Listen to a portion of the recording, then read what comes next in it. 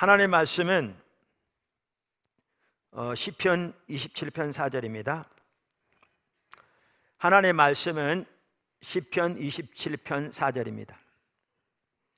내가 여호와께 바라는 한 가지 일 그것을 구하리니 내가 내 평생에 여호와의 집에 살면서 여호와의 아름다움을 바라보며 그의 성전에서 사모하는 그것이라. 우리가 선교적 교회에 대해서 계속 배워가면서 1년 가까이 힘들어하는 성도들도 있고, 그래서 잠깐 쉬면서 소화하는 기간 동안 우리 신앙의 가장 핵심적이고 본질적인 부분들을 다시 한번 쭉 살펴보면서 복습하고 있습니다. 우리 신앙은 무엇보다 하나님과 친밀한 교제입니다. 그리고 하나님의 행하심을 보고 우리의 온 삶으로 동참하는 삶입니다. 저는 이것을 신앙의 본질이라고 이렇게 표현합니다. 그런데 하나님과 친밀한 교제, 즉 하나님을 알고 하나님을 존재를 다해 사랑하는 삶을 살려면 하나님을 찾는 것이 필수입니다. 그러니까 우리가 하나님을 아는 만큼 하나님을 사랑할 수 있거든요. 자기도 사랑할 수 있고요, 이웃도 사랑할 수 있고요. 근데 하나님을 알려면 하나님이 자신을 우리에게 계시해 주셔야 합니다. 성령을 통해 우리의 마음을 열어 하나님의 성품과 목적과 길을 깨닫게 해주셔야 합니다.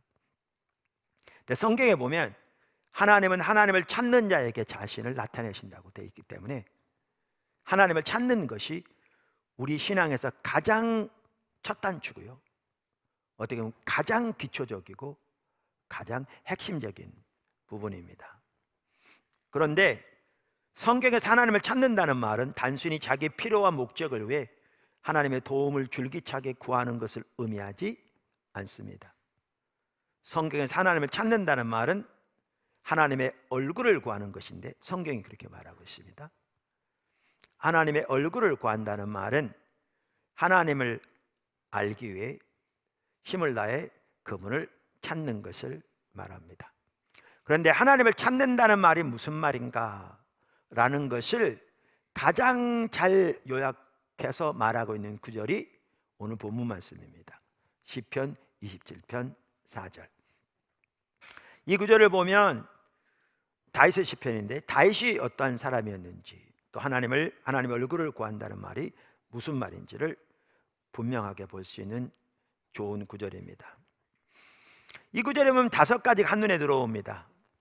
영어 성경을 보면 더 명확하고요. 한 가지 일, 지속적인 열망, 하나님의 임재 가운데 머무는 것, 하나님의 아름다움을 보는 것, 하나님께 묻는 것. 그래서 이것을 토대로 저는 하나님의 얼굴을 구하는 삶을 이렇게 4가지로 요약합니다. 첫째는 하나님의 얼굴을 구하는 것은 하나님을 아는 것이 우리 인생의 유일한 목표와 목적이 되는 것으로부터 시작합니다. 둘째, 하나님의 얼굴을 구하는 것은 하나님의 임재 가운데 머물기를 열망하는 것입니다. 셋째, 하나님의 얼굴을 구하는 것은 하나님의 영광, 즉 하나님의 아름다움을 보기를 열망하는 것입니다. 넷째, 하나님의 얼굴을 구하는 것은 하나님의 뜻, 즉 길과 목적을 알아 그 가운데 행하기를 열망하는 것입니다. 그러면서 지난 시간에는 처음 2가지밖에 못 살펴봤습니다. 그래서 오늘은 3번째, 4번째를 살펴보려고 합니다. 큰 셋째, 하나님의 얼굴을 구하는 것은 하나님의 영광, 즉 하나님의 아름다움을 보기를 열망하는 것입니다. 자, 오늘 본문에도 다윗이 평생 동안 단 하나의 유일한 열망이 뭐였느냐? 여호와의 아름다움을 바라보는 것이었습니다. 여기 하나님의 아름다움을 바라본다고 그랬는데, 아름다움이란 단어는 선한, 매력, 사랑스러움 등으로 번역할 수 있는 단어입니다. 그러면 여기서 하나님의 아름다움을 바라본다는 말이 무슨 말인가? 학자들마다 의견이 다르죠.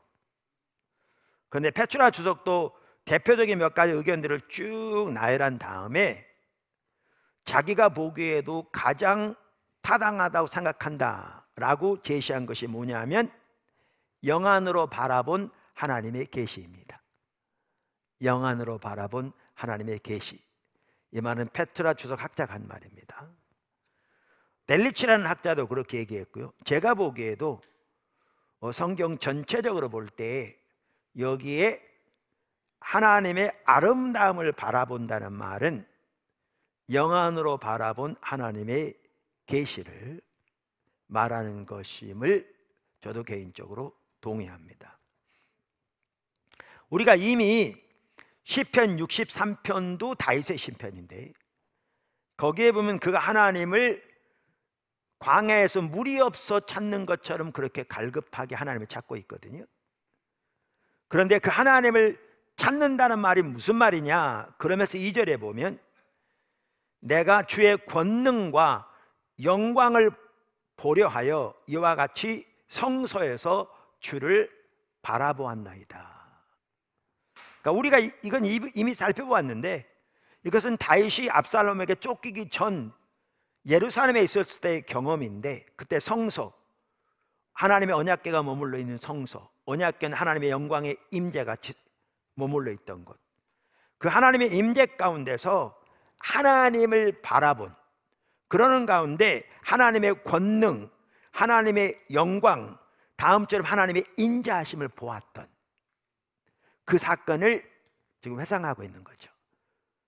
그럼 페트라 주석의 그 기자도 그렇게 쓰면서 이사야서 6장을 예로 들거든요. 이사야 선지자가 성전에 들어가서 갑자기 하늘 문이 열리면서 보좌에 앉으신 하나님의 거룩한 하나님의 영광을 보게 되죠. 그 영광이 성전에 가득한. 이 말은 하나님이 이사야가 본 그러한 모습을 갖추신 분이 아닌 거죠. 하나님은 영이시기 때문에 살과 뼈가 없으신 분이시죠. 그럼 이건 뭐냐 하면 거룩하신 하나님의 영광을 보이신 거죠. 영광을.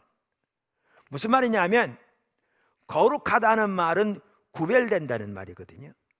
하나님은 창조되지 않은 창조자로서 모든 피조물과는 근본적으로 구별된 분이십니다.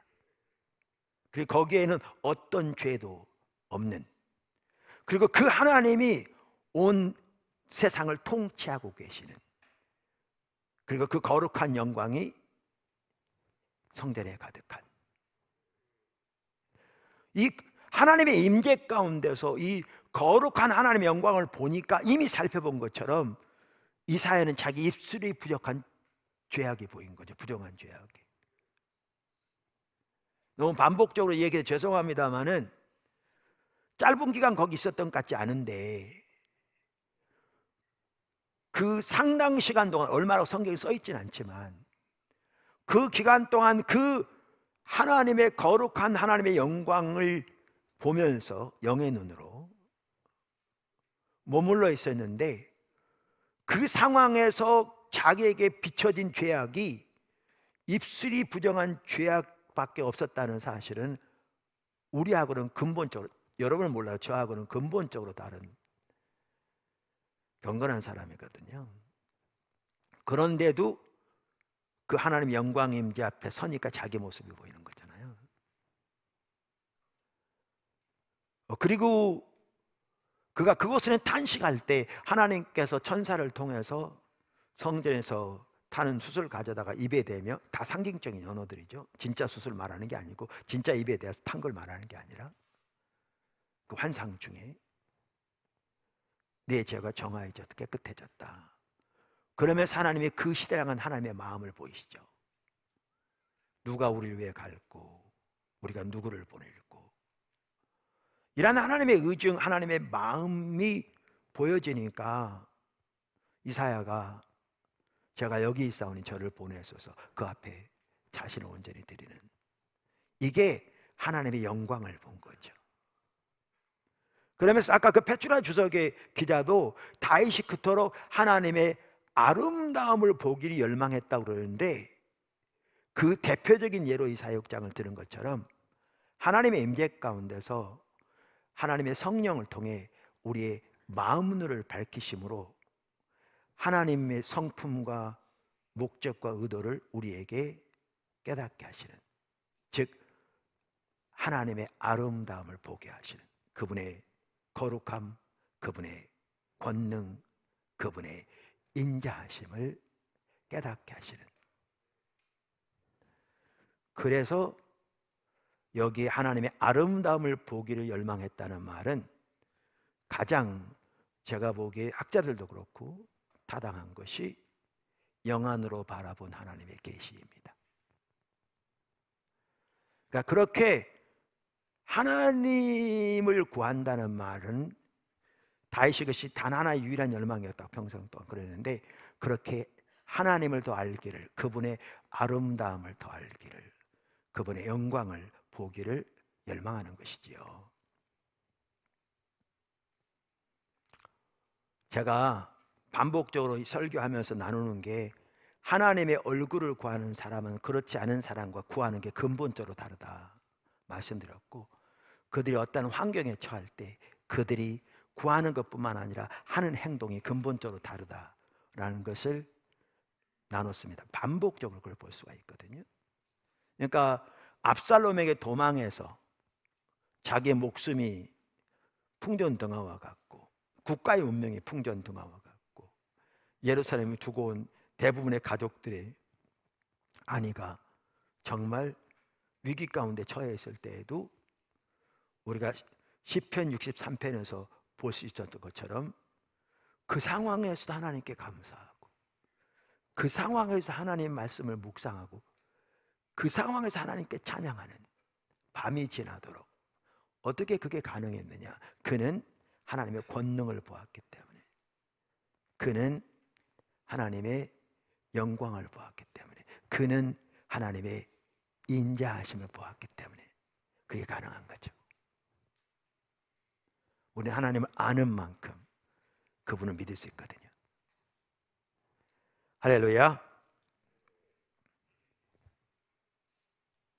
그래서 시편 42편은요 고라 자손들의 시편이라고 써 있거든요.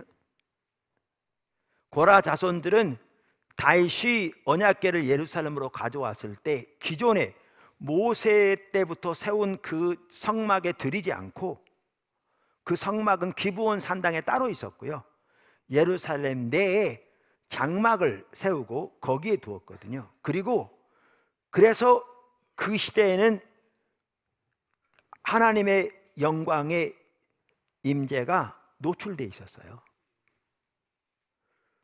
그리고 다윗은 그 언약궤가 있는 곳에 레위 자손들이 돼 다른 부류의 레위 자손들을, 제사장들을 세워서 하나님의 영광의 임재 가운데 하나님을 바라보며 주님을 추구하며 그분의 선하심과 신실하심, 그분의 아름다움을 마음껏 예배하게 했거든요. 이들이 고라 자손들입니다. 성경에 보면 시편 42편은 그 고라 자손들의 시편입니다. 그러면서 이렇게 말하고 있거든요.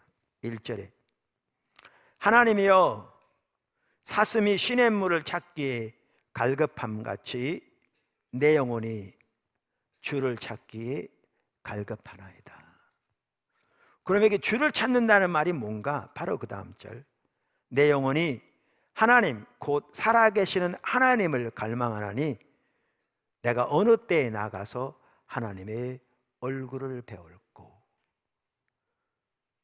그러니까 하나님을 찾는다는 말은 하나님의 얼굴을 구한다는 말인데, 아까 다윗의 경우에서도 볼 수 있듯이 하나님의 영광의 임재 가운데에서 하나님의 아름다움을 바라보는 가운데 그분의 거룩함, 영광, 인자하심을 본 것처럼 그것을 하나님의 얼굴을 배운다고 표현하는 거죠.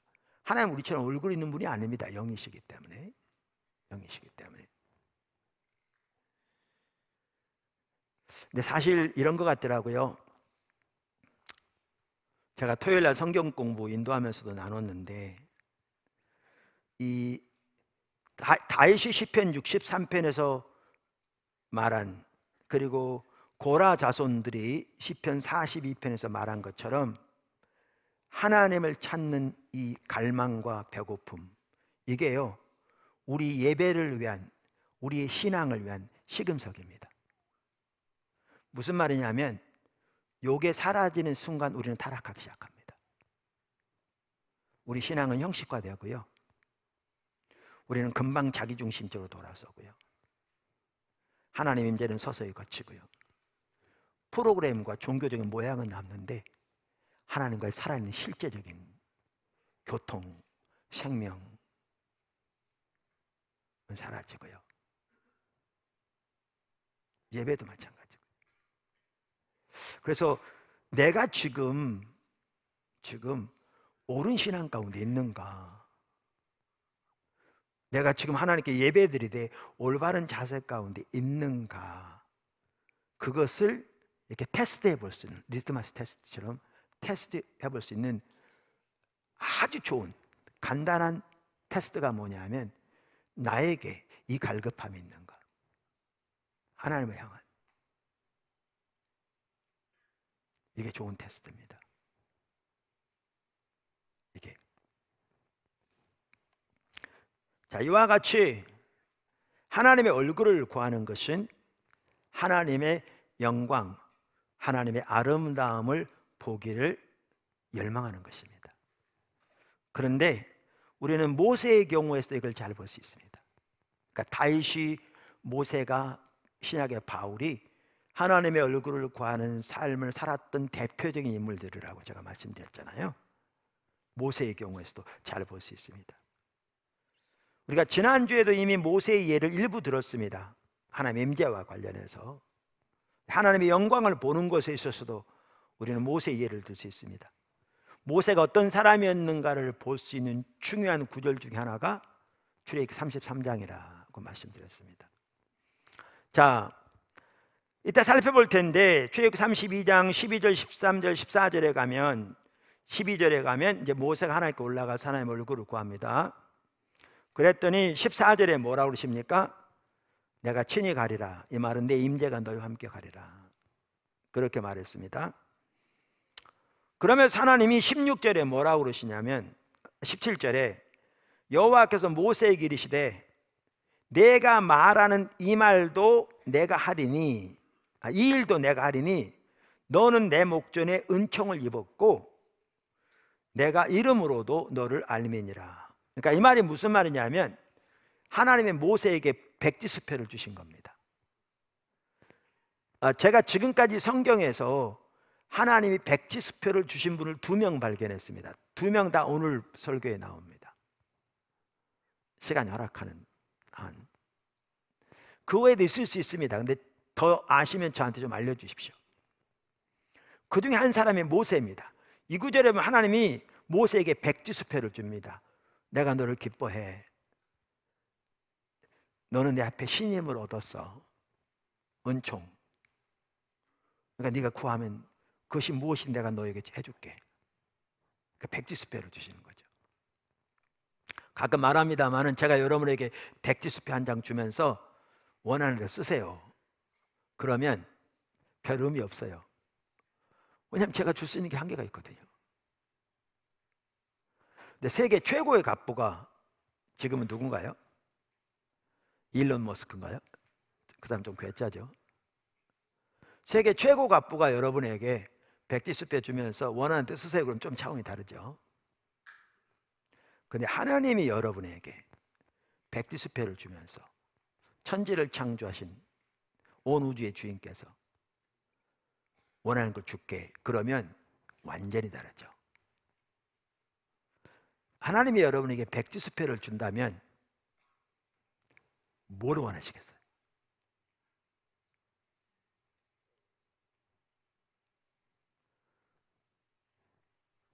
뭐 원하시겠어요? 이번에 코인 투자한 거 단시간에 500배 되게 해주세요. 그러겠어요? 네, 제가 이런 얘기를 할 건 아닙니다만 코인 투자 같은 거 하지 마십시오.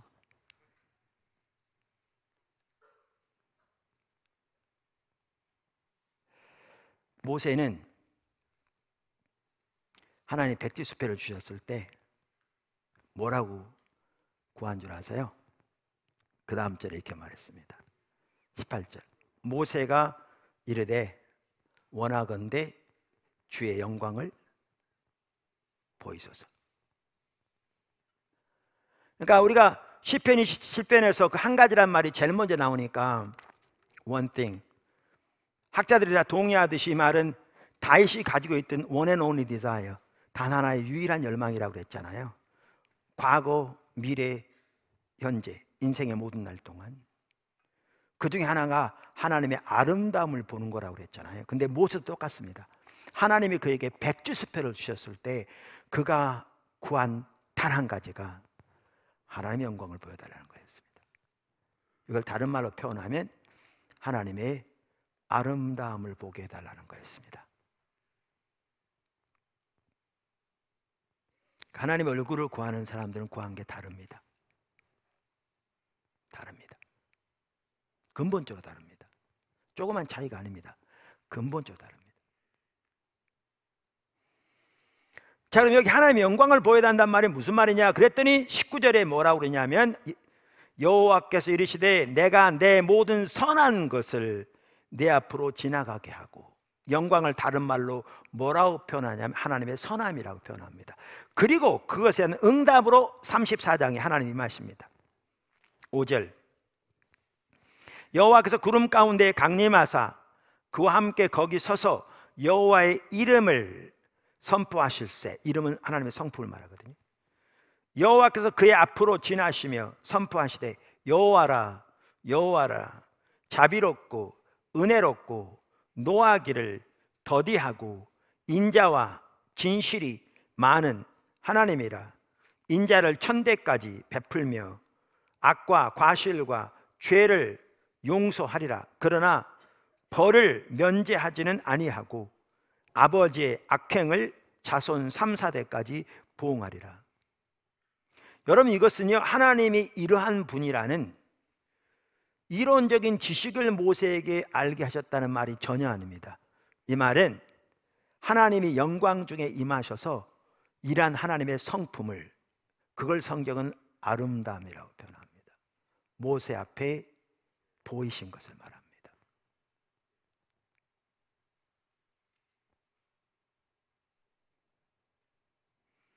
제가 가끔 나눴는데 하나님이 저에게 보이신 하나님의 성품 중 하나는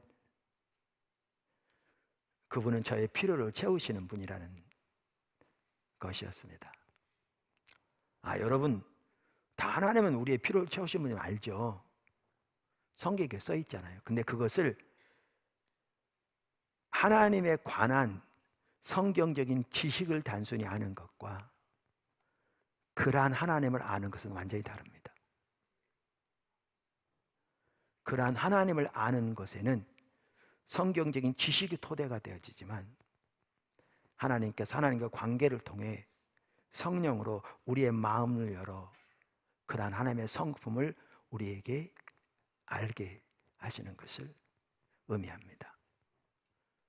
그리고 이렇게 하나님을 올바로 알면 그 하나님을 믿을 수 있습니다. 하나님에 관한 성경적인 단순한 지식은 우리가 어려움이 닥칠 때 그렇게 하나님을 의지하고 서는 게 가능하지 않습니다. 하나님을 알면 하나님을 의지해 설 수 있습니다. 제가 가끔 말씀드린 대로 지금은 포도나무 교회가 어느 정도 규모가 갖춰져서 그렇지, 교회 개척할 때 그렇게 교회에서 재정을 연말에 예산을 세우는데 제 필요가 충분히 채워질 만큼 전혀 세워지지 않을 때, 그때에도 단 한 번도 교회나 재직들을 원망해 본 적이 없다고 그랬잖아요. 왜요? 저는 제 필요를 위해서 교회를 의지하지 않았습니다. 제 필요를 채우신 분은 하나님이시니까요. 정말 놀랍게 채우셨습니다. 정말 놀랍게.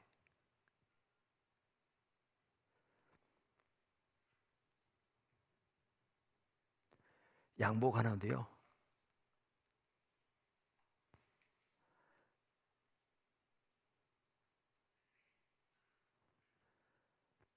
교회가 어려울 때는 몸무게가 1kg도 안 늘고 1kg도 안 줄으니까 똑같은 양복을 매년 입어도 전혀 문제가 없었고요. 교회가 어려울 때는 양복 하나도 외부에 아는 성도들을 채우시더니 교회가 어느 정도 성장해서 필요가 교회를 통해 채워질 때가 되니까 만나가 그친 것처럼 외부의 손길이 그쳐지더라고요.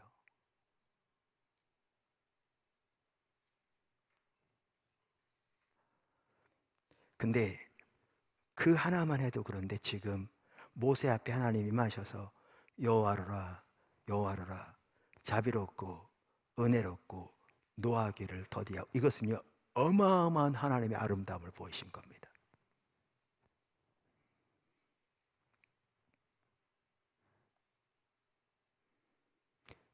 백지습해 주었을 때 하나님의 영광을 보여달라고 구한 모세, 그만큼 모세에게도 하나님의 아름다움을 보는 것이 그의 모든 것이었습니다. 그에게, 하나님을 찾는 자에게 하나님은 자신을 계시하셔서 하나님은 이렇게 하나님의 영광을 보이셨습니다. 성경에 나오는, 그리고 기독교 역사에 나오는 귀한 하나님의 사람들은 하나님의 영광을 보았습니다. 우리는 조나단 에드워즈 예를 여러 번 들었습니다. 스데반도 그렇습니다. 우리가 잘 아는 대로 스데반은 죽는 순간까지도 예수님을 닮았잖아요. 아시죠? 유대인들이 핍박해서 돌로 쳐, 그래서 돌에 맞아 얼마나 고통스러웠겠습니까? 막 머리가 깨지고 막 어깨가 부러지고 막 피가 나고. 그런데 죽어가면서도 예수님이 십자가에서 자기를 십자가 못 박는 그들을 위해서 용서를 구하고 주님 앞에 자신을 맡긴 것처럼 똑같이 했거든요. 똑같이. 그래서 사도행전 7장 59절 60절 이렇게 말해요. 그들이 돌로 스데반을 치니 스데반이 부르짖어 이르되 주 예수여 내 영혼을 받으시옵소서 하고 무릎을 꿇고 크게 불러 이르되 주여 이 죄를 그들에게 돌리지 마옵소서, 이 말하고 자니라. 똑같지 않아요? 근데 어떻게 이게 가능했을까요? 그게 중요해요. 어떻게 스데반이 이렇게 가능했을까요? 우리는 그렇게 생각할 수 있어요. 스데반은 성숙한 사람이라. 아니요, 똑같은 인간이었죠. 그러면 스데반이 평소 때부터 자기는 죽는 순간까지도 주님을 닮으려고 부단히 노력했기 때문에 그 결과로 되어졌을까요? 성경에는 안 나와 있기 때문에 그가 그렇게 노력했는지는 알 수 없지만 저는 그런 노력의 결과로 되어지지 않는다고 생각합니다.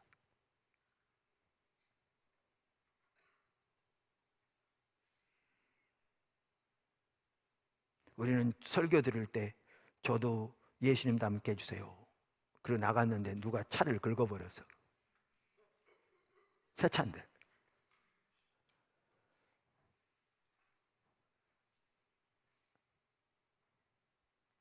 여기 비결이 뭐냐면요, 바로 몇 줄 위에 있어요.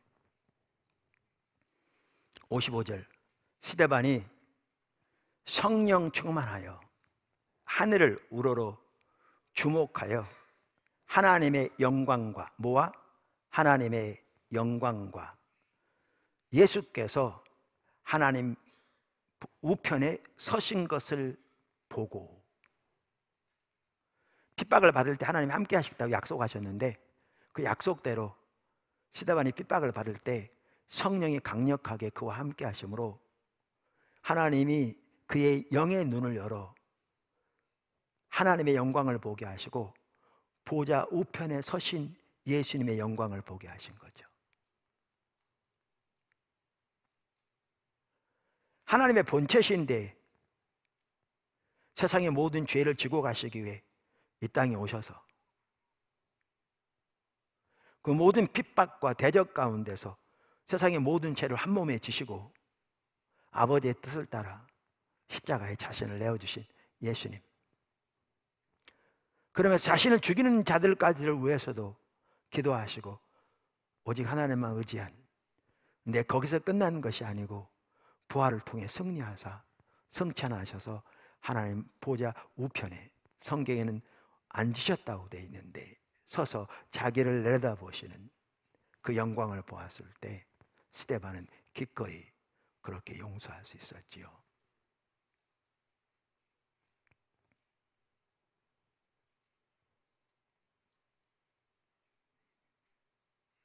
이게 하나님의 아름다움을 보는 것입니다. 이게 예수님의 아름다움을 본다는 말입니다. 성경에 나온 하나님의 사람들은 그렇게 하나님의 아름다움을 보기를 열망했습니다. 그것이 그들의 유일한 목표의 목적이었습니다. 우리가 지난번에 살펴본 대로 바울도 그랬고, 반면에 하나님의 영광을 보지 못한 바리새인들의 예를 우리는 성경에 잘 압니다. 그들은 누구보다 하나님에 관한 성경적인 지식이 뛰어났습니다. 그리고 그들의 교리는 예수님께서 심지어 자기 제자들에게까지 그들이 하는 말을 반드시 다 지키라고 명령하실 만큼 정통적이었습니다. 예수님 시대보다 불과 20년 후에 유대인들이 자신들을 어떻게 생각했는가를 기록하고 있는 로마서 2장을 보아도 알 수 있듯이 그들은 자신들이야말로 누구보다 하나님의 뜻을 잘 알고 영적인 분별력이 뛰어나고 하나님을 잘 믿는다고 자부했습니다. 그래서 자신들이야말로 어둠 가운데 있는 자들을 위한 빛이요 눈먼 자들을 위한 인도자라고 자부했습니다. 그런데 그들은 그토록 많은 성경적인 지식과 종교적인 열심을 가지고 있었을지 모르지만 하나님의 영광을 전혀 보지 못했습니다. 예수님께서 요한복음 5장 37절에 그래서 이렇게 말씀하십니다. 이거 바리새인들이 하신 말씀입니다. 그 문맥을 보시면, 또한 나를 보내신 아버지께서 친히 나를 위하여 증언하셨느니라. 성경에 하셨다는 거죠. 너희는 아무 때에도 그분의 음성을 듣지 못했고 그분의 형상을 보지 못하였으며, 그분의 형상을 보지 못했다는 말이 다른 말로 하면 그분의 영광을 보지 못했다는 말입니다. 그걸 다른 말로 하면 그분의 아름다움을 보지 못했다는 말입니다. 그들이 하나님의 영광을 보지 못한 가장 주된 이유는 그들이 하나님을 찾지 않았기 때문에 그렇습니다. 나름대로 성경을 연구하고 성경 연구를 통해 나름대로 지식적으로 자부심이 하늘을 찌르고 자기들이야말로 하나님의 뜻을 누구보다 잘한다고 자부했을지 몰라도 로이드 존스 목사님이 말한 죽은 정통주의에 빠져 있었죠. 하나님에 관한 지식을 로이드 존스 목사님은 컵으로 비유하고 하나님을 아는 지식을 우유로 비교했는데, 하나님에 관한 지식, 올바른 지식, 하나님의 인격체라는 사실을 알고 인격체에 관한 올바른 지식을 가지고 있을지 몰라도 그 지식이 인격체와의 교제를 대체해버린, 다시 말하면 컵은 뛰어난데 비어있는, 그걸 죽은 정통주의라고 표현하는데 바리새인들이 정확하게 그런 상황에 있었죠. 성경적인 지식은 뛰어날지 몰라도 그 성경이 말하는 하나님은 전혀 알지 못하는, 그분의 아름다움을 전혀 보지 못한, 한 번도 그분의 영광을 전혀 보지 못한, 그러니까 본인들은 자기들이 빛이라고 자부했는데, 소경을 인도하는 자라고 자부했는데 예수님은 너희가 소경이다 그렇게 말씀하신 거죠. 소경된 인도자요, 소경된 인도자요. 뿐만 아니라 그들에 대해서 말씀하시기를 아침에 하늘이 붉고 흐리면 오늘은 날이 굳겠다 하나니 너희가 날씨는 분별할 줄 알면서 시대의 표적은 분별할 수 없느냐? 그래서 그들은 하나님과 친밀한 교제 가운데 있지 않았기 때문에 그 시대를 향한 하나님의 뜻, 계획, 비전을 전혀 알지 못했고, 그들이 그토록 암송하고 묵상한 성경이 예언한 대로 하나님의 아들이 이 땅에 오셔서 모든 창조 세계를 위한 구속을 위해 일하고 계셨는데, 그들은 하나님을 섬긴다고 하면서 그 하나님의 아들을 사사건건 대적했죠.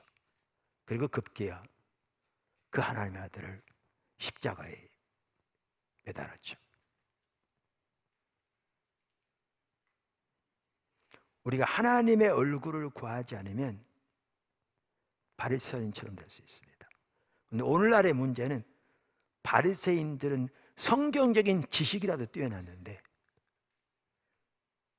우리들은 성경적인 지식마저 없는, 오히려 바리새인보다 훨씬 못하는, 바리새인들은 종교적인 열심이라도 뛰어났는데 오늘날 우리들은 종교적인 열심마저 거의 사라져버린, 바리새인보다 훨씬 못하는 그런 상황에 처해 있으면서도 몇 가지 종교적인 의식한다고 자기가 신앙생활 잘한다고 착각하는 그러한 상황 가운데 빠져 있을 수 있습니다.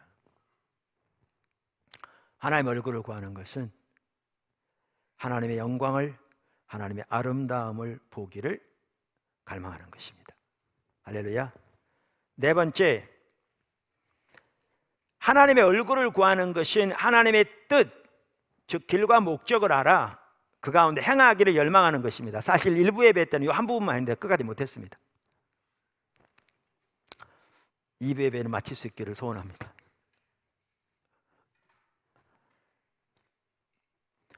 아까 다윗이 그토록 열망했던 한 가지가 뭐였느냐? 하나님께 묻는 거였습니다. 하나님께 묻는 것. 오늘 본문에 보면 시편 27편 4절의 맨 마지막 부분에 이렇게 말하거든요. 다윗이 그토록 열망했던 한 가지가 뭐였느냐? 그의 성전에서 사모하는 그것이라 이렇게 돼 있잖아요. 사모하는 그것이라. 그래서 우리말 성경에 왜 이렇게 번역했는지 모르겠습니다. 하여튼 사모한다고 되어 있는 이 단어는 원래 히브리어 원어를 보면, 구약 성경은 히브리어로 쓰여 있잖아요. 원어를 보면 바카르라는 단어입니다. 그래서 이 단어는 조사하다, 영어로 말하는 investigate, 조사하다 혹은 숙고하다 라는 뜻을 가지고 있습니다. 그래서 이 부분을 많은 영어 성경, 특별히 주요 영어 성경들이 다 inquire, E로 시작하는 inquire나 I로 시작하는 inquire, 같은 단어인데요,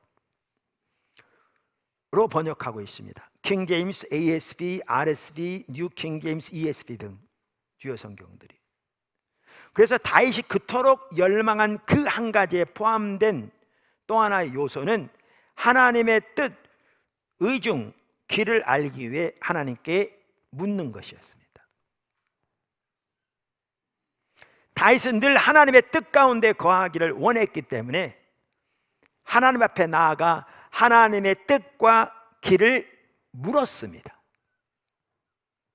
다시 말해서 그는 하나님의 지도하심을 묻고 그분의 지시를 기다렸습니다. 성경에 보면 사실 누구보다 하나님께 잘 물었던 사람, 대표적인 사람이 다윗이었습니다. 사무엘상 23장 1절에서 5절, 30장 1절에서 8절, 17절, 사무엘하 2장 1절에서 4절, 5장 17절에서 25절 등 한번 찾아서 읽어보십시오. 오늘 설교 내용 제가 얼마 전에 쓴 하나님을 찾는 삶이라는 책에 다 나와 있는 내용입니다. 아직 안 보신 분은 자세히 보시면 많은 도움이 될 줄로 믿습니다. 여러분도 저도 다윗처럼 하나님께 잘 묻는 사람이 되었으면 좋겠습니다. 반면에 하나님께 버림받은 사울의 가장 큰 특징은 하나님께 묻지 않는 거였습니다. 역대상 10장 14절, 여호와께 묻지 아니하였으므로 여호와께서 그를 죽이시고 그 나라를 이새의 아들 다윗에게 넘겨주셨더라. 여러분, 이 구절에 보면요, 하나님이 사울을 버린 가장 핵심적인 주된 이유로 단 한 가지, 뭐라고 말하고 있는가 하면 그는 하나님께 안 물었다, 이렇게 되어 있습니다. 그만큼 심각한 거죠. 역대상 13장 3절은 다윗이 한 말인데 이렇게 말합니다. 우리가 우리 하나님의 궤를 우리에게로 옮겨오자 사울 때에는 우리가 궤 앞에서 묻지 아니하였느니라. 그러니까 사울의 생애를 한마디로 요약하기를 하나님께 묻지 않았다, 이렇게 되어 있고요. 성경은 하나님께서 그를 버리신 이유로 단 한 가지, 여러 가지 있겠지만 단 한 가지, 아까 그 구절에서는 하나님께 묻지 않는 것을 제시하고 있습니다. 오늘날 너무나 많은 성도들이, 하나님의 백성들이, 안 믿는 사람은 어차피 하나님 안 믿으니까 그렇게 할 거고, 하나님의 백성들이 자기 생각대로 자기 계획대로 살아갑니다. 일을 벌리고, 어떤 일 할 때 자기 생각대로 자기 계획대로 일을 벌리고 사업을 시작하고, 그리고 자기가 계획해서 시작한 것을 이제 하나님께 도와달라고 줄기차게 기도합니다. 새벽마다, 때로는 저녁마다, 때로는 날짜를 정해놓고 때로는 금식하면서, 그리고 그렇게 해놓고서 자기가 원하는 대로 안 되면 하나님을 원망합니다. 아니, 하나님 무슨 죄가 있습니까? 아니, 하나님 무슨 잘못이 있습니까? 왜 자기가 자기 생각대로 해놓고 안 되면 하나님을 원망합니까?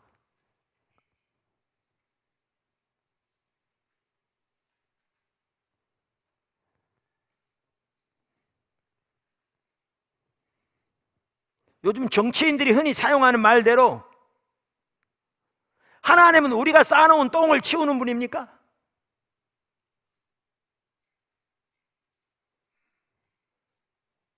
적지 않은 사람들이 그런 이해를 가지고 있습니다. 말은 그렇게 표현하지 않을지 몰라도.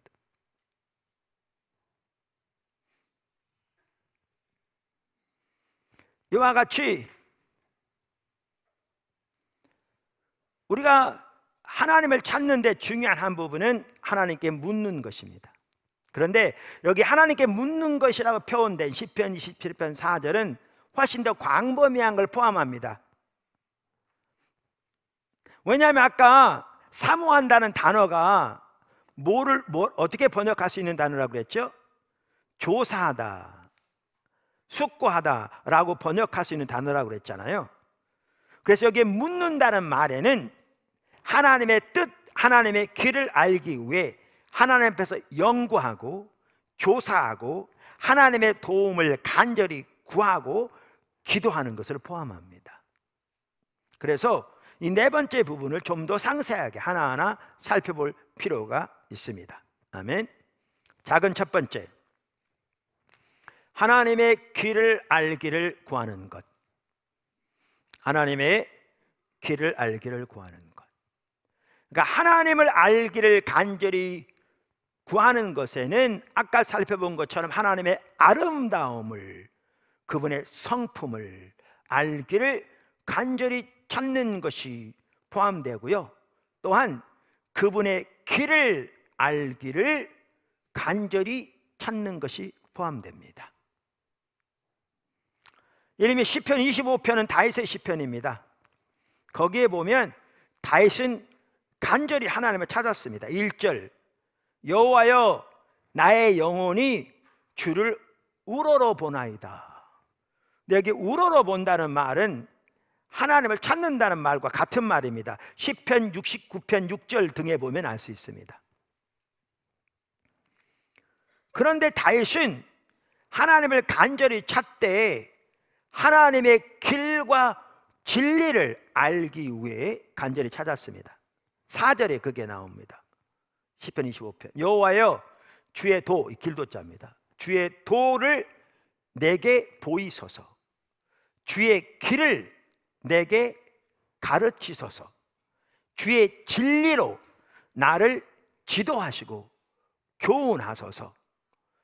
주는 내 구원의 하나님이시니 내가 종일 주를 기다리나이다. 제가 쓴 책 중에 내 발의 등이라는 책이 있습니다. 큐티에 관한 책인데요. 거기에 나오는데 시편 119편 전체가 하나님의 말씀에 대한 시편입니다. 제일 긴 장이기도 하고요. 그런데 그 시편 기자는 하나님을 간절히 찾고 있는 걸 볼 수 있습니다. 뿐만 아니라 그는 하나님의 길을 알기를 위해서 간절히 추구하고 있는 걸 볼 수 있습니다. 그래서 하나님의 길을 알기 위해 그 성경에 관한 시편이라니까요. 하나님의 말씀 묵상합니다. 연구합니다. 근데 하나님의 길을 안다는 것은 단순히 성경을 연구한다고 되는 게 아니라 이건 너무나 중요하고 필수적인 것인데 결국 하나님께서 우리의 마음을 열어 깨닫게 해주셔야 가능합니다. 그래서 성경을 그렇게 간절히 연구할 뿐만 아니라 하나님의 길을 알게 해달라고 하나님 앞에 간절히 부르짖어 기도하면서 주님의 도움을 구하여 그 앞에 기다리고 그분을 바라봅니다. 근데 시편 25편의 다윗이 정확하게 똑같이 하고 있습니다.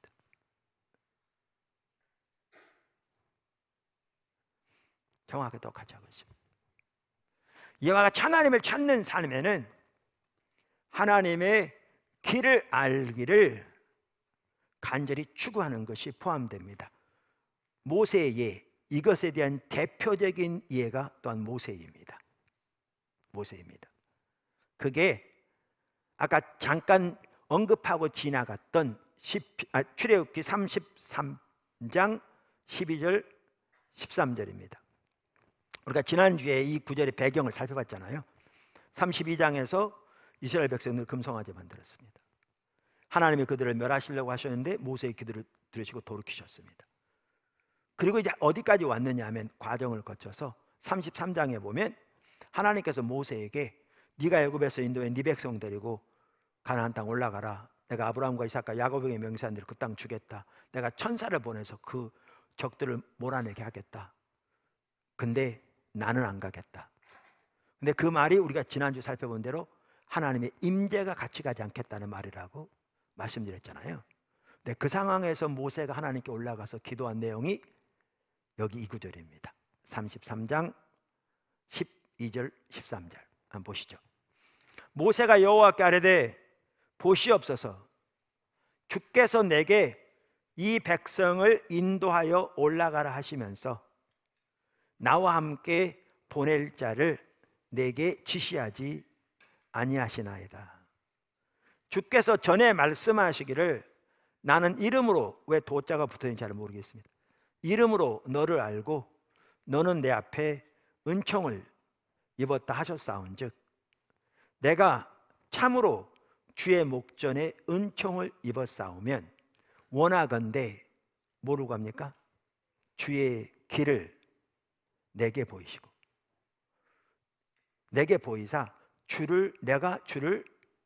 내게 주를 알리시고 나로 주의 목전에 은총을 입게 하시며 이 족속을 주의 백성으로 여기소서.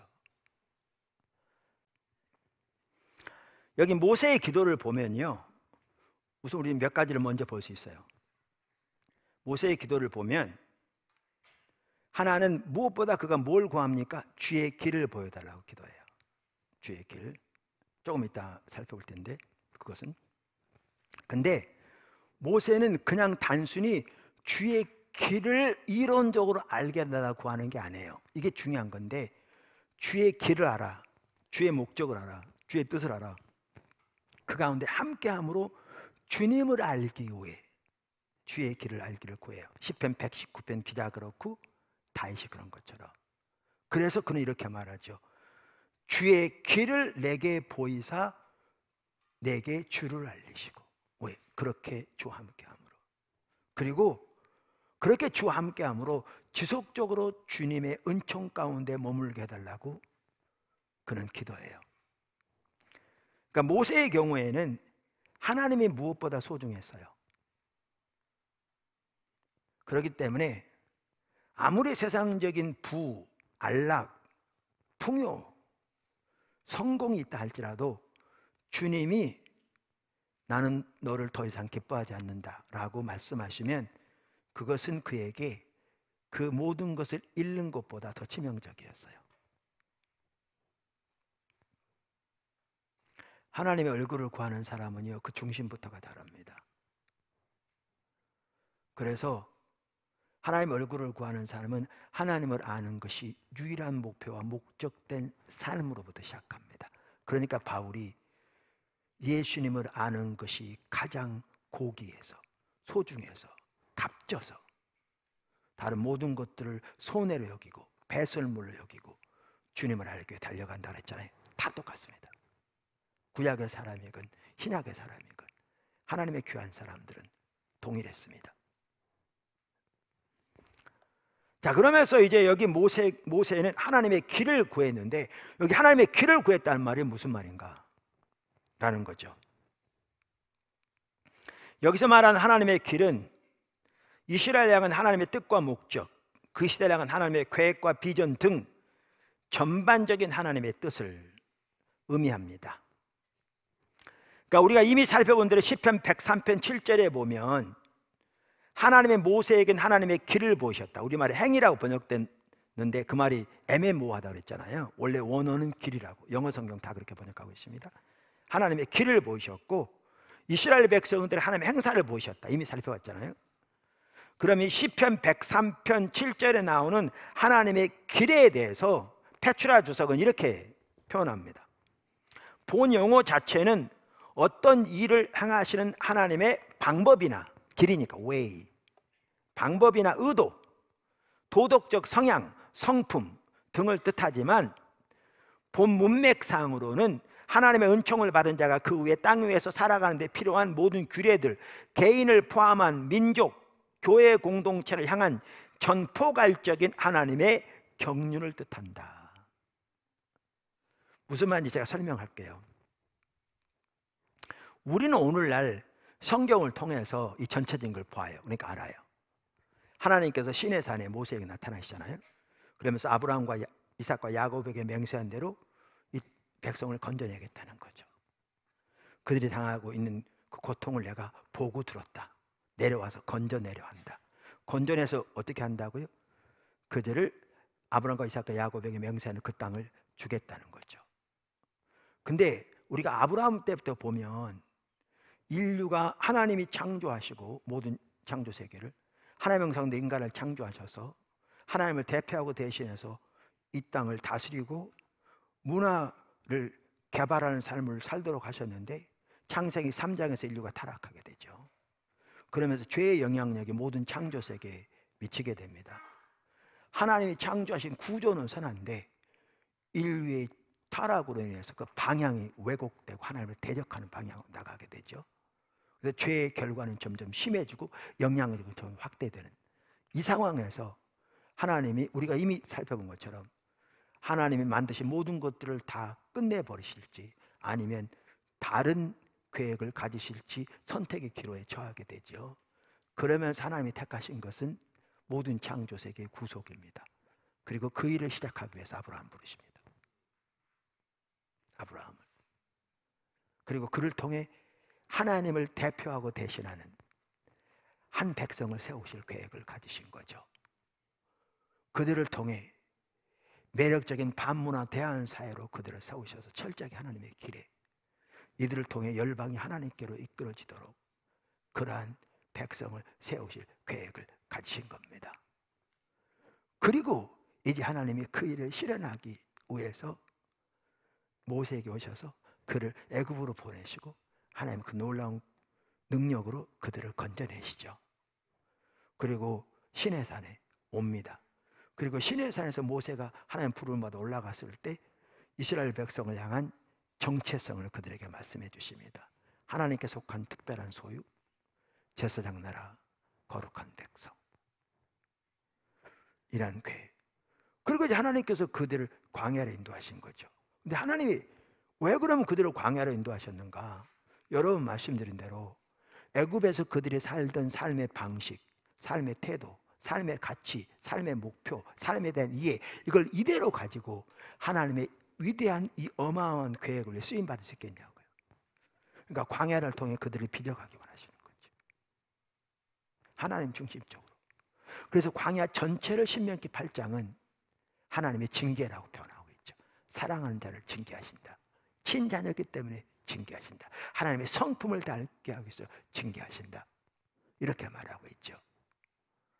우리는 이것을 성경을 통해서 압니다. 근데 그 당시 모세는 그걸 아직 모르는 거죠. 하나님의 그러한 약속 가운데 순종해서 하나님 놀랍게 역사하셔서 그 기적을 경험하고 홍해가 갈라지고 그리고 여기까지 왔는데, 하나님 백성들이 그렇게 금송아지 만들어서 우상 숭배하는 가운데 하나님 심판하시려고 하셨으나 돌이키긴 하셨지만, 지금 하나님의 전체적인 계획이 안 보이는 거죠. 이 시점에서 모세가 올라가서 구한 게 그거예요. 하나님 지금 뭐 하고 계세요? 이 시대를 향한 하나님의 목적이 뭡니까? 하나님 백성을 향한 하나님의 뜻이 뭡니까? 여기서 우리에게 원하시는 게 뭡니까? 우리가 어떻게 돌이켜져야 합니까? 하나님의 의중이 뭡니까? 이게 이 한마디 속에 포함된 겁니다. 제가 주 앞에 은총을 입었사오면 여호와여 구하오니 저에게 주의 길을 보여주세요. 이게 그 말입니다. 우리가 이전에 이미 살펴본 대로 아까 시편 103편만 하더라도 모세에겐 하나님의 길을 보이셨지만 이스라엘 백성들은 하나님의 행사를 보셨다고 했잖아요. 그들은 40년 동안 하나님의 행사를 보았지만 하나님의 길을 전혀 알지 못해서 결국은 광야에 흩어지게 되었다고 우리 이미 살펴봤잖아요. 그러면 그들은 그럴 수 있거든요. 홍해 앞에 왔을 때 다 죽게 생겼잖아요. 아니, 하나님의 인도를 따라 왔는데 갑자기 다 죽게 생긴 거죠. 그러니까 그 상황이 닥쳤는데 어떻게 해요? 그들은 줄기차게 도와달라고, 목에서 어떻게 보면 목구멍 피가 나오도록 도와달라고 기도하는 게 당연하다고 생각했겠죠. 그리고 모세를 원망하는 게 당연하다고 생각했겠죠. 근데 이거 아십니까? 하나님은 그들이 하나님을 의지하기를 기대하셨어요. 애굽에서 10가지 재앙만 하더라도 전능하신 하나님인 걸 이미 그들에게 보이셨고요. 이스라엘 하나님인 걸 보이셨어요. 모든 장자가 다 죽을 때 하나님 명령을 따라 순종한 이스라엘 백성 장자는 한 명도 안 죽었어요. 그래서 그들은 홍해 앞에 왔을 때도 하나님만을 믿음으로 신뢰함으로 주님의 지시를 기다리기를 기대하셨어요. 믿음의 완성 훈련시키시기 원하시는 거죠. 그런데 이 상황이 닥쳤을 때 그들은 그렇게 구하고 또 원망하는 게 당연하다고 생각했겠죠. 근데 제가 하는 말이 그 말이에요. 하나님 얼굴을 구하는 사람과 그렇지 않은 사람은 구하는 것 자체가 다릅니다. 근본적으로 다릅니다. 이렇게 원망하는 게 당연하다고 생각했을 거고 그 상황 닥쳤는데 그거 구하는 게 당연하다고 생각했을지 모르지만 모세는 전혀 그렇게 구하지 않았고요. 이스라엘 백성들에게는 왜 하나님의 길이 보여지지 않는 줄 아세요? 그들은 하나님의 길, 하나님의 의중은 관심조차 없었습니다. 그들이 원하는 것은 자기의 필요한 목적을 위한 그저 하나님의 도움뿐이었습니다. 하나님의 행사뿐이었습니다. 완전히 다릅니다. 완전히 다릅니다. 구하는 게 다릅니다. 구하는 게 다릅니다.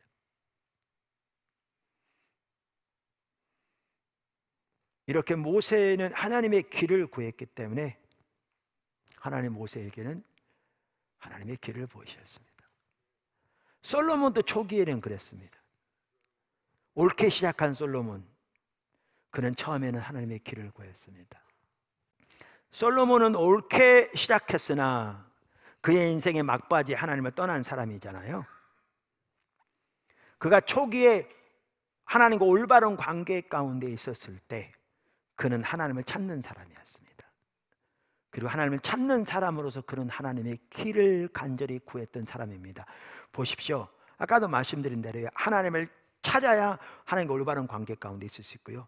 그래서 하나님을 향한 그 배고픔이 하나의 리트머스 테스트라고요. 근데 하나님을 찾는 것을 소홀히 하면 타락하게 돼 있습니다.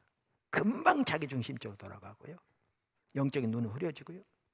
우리 신앙은 형식적으로, 우리 예배도 형식적으로 전락합니다.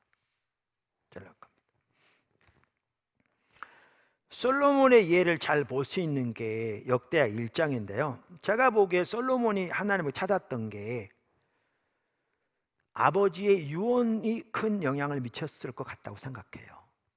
이 구절 살펴봤는데 역대상 28장 9절을 보시면요, 다윗이 솔로몬에게 이렇게 말합니다.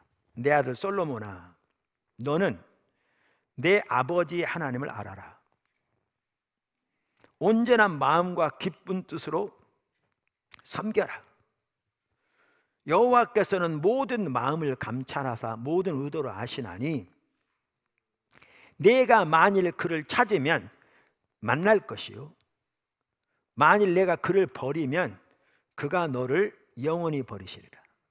여러분, 이 구절이요, 이 구절만 딱 읽으면 그런데 1절부터 보시면 뭘 알 수가 있느냐 하면 다윗이 거의 말년입니다. 말년에 그 당시 이스라엘의 주요한 리더들은 다 모읍니다. 포도나무끼리 따지면 연합 리더 모임처럼 이스라엘의 주요 리더들은 다 모입니다.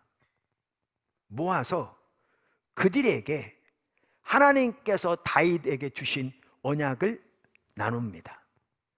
사무엘하 7장에 나와 있는데요, 대표적으로 열왕기상 17장에도 나와 있고, 유인종 박사가 말하는 대로 다윗 왕조의 헌장이라고 표현할 수 있는 하나님께서 다윗 왕조에 주신 언약이 그 바탕에 쫙 깔려 있습니다. 그리고 그 한 핵심이 성전을 짓는 겁니다. 그래서 하나님의 길로 행하라, 그리고 성전을 잘 지으라. 그러면서 이 성전이 이제 솔로몬을 통해 지어지게 돼 있잖아요. 이 모든 걸 말하고 난 다음에 솔로몬에게 개인적으로 하는 말입니다. 그러니까 죽는 순간 하는 유언은 아닐지 모르지만 이 전체적인 하나님의 유업, 하나님의 계획이 이루어지기 위해서 솔로몬에게 한마디로 부탁한 말이 이 말입니다. 그만큼 중요합니다. 그러면서 뭐라고 그러냐면 내 아비 다윗의 하나님을 알아라. 그리고 마음을 다해 그분을 예배하라. 그리고 하는 말이 뭐예요? 그분을 찾으면 만나게 될 것이라. 그분을 버리면 그가 너를 영원히 버리시리라. 이 구절이요, 하나님의 유업이 우리에게 성취되기 위해서, 하나님이 약속하신 모든 것들이 우리 가운데서 이루어지고, 그리고 하나님의 뜻이 계속해서 이루어지고 확장되는데 쓰여지고 하나님의 목적이 성취되는 그 전반적인 일을 위해서 가장 핵심적인 것을 나누면서 이렇게 말한 겁니다. 딱 하나로 줄여서. 그만큼 이 말이 중요합니다. 그래서 이러한 아버지 다윗의 유언과도 같은 말에 영향을 받았는지 모르는데요, 솔로몬이 그의 이제 통치가 안정되어 가는 시점에서 솔로몬도 그 당시 주요 리더들을 다 모읍니다. 다윗이 그랬던 것처럼.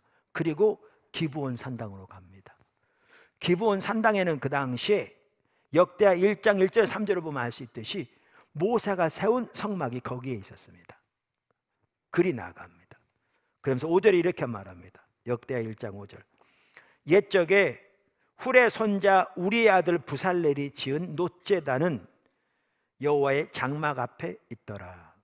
솔로몬이 회중과 더불어 나아가서, 우리말 성경에는 뭐라고 되어 있냐면 회중과 더불어 나아갔다, 그러니까 그냥 갔다 이렇게 생각해요.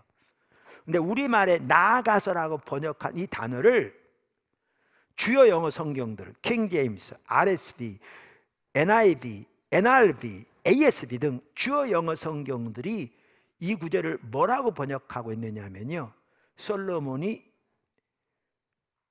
회중과 더불어 물었다 이렇게 되어 있습니다. 그러니까 시편 20편 4절에서 마지막 부분 사모하는 그것이라, 그 구절이 하나님께 물었다라고 되어 있잖아요. 그 똑같은 단어가 여기 나옵니다.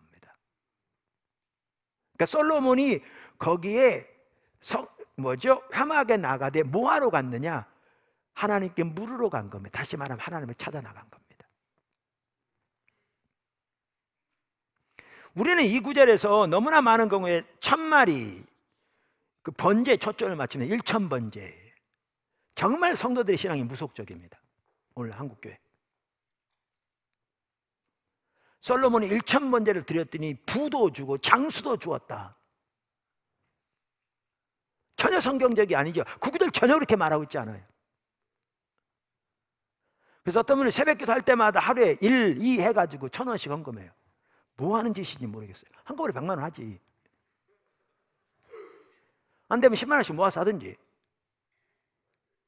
무속적인 거죠. 너무나. 솔로몬이 1,000마리의 번제 드린 건 당연했어요. 왜냐하면 하나님께서 어떤 사람에게 1,000억 대의 부를 주셨다고 하십시다. 하나님의 축복이라고 늘 감사하는 사람인데 1년에 추수를 돌아보면 하나님께 특별하게 헌금하자 그랬더니 5만 원 헌금했어. 돈이 중요한 건 아닌데 이건 헌금도 아니죠.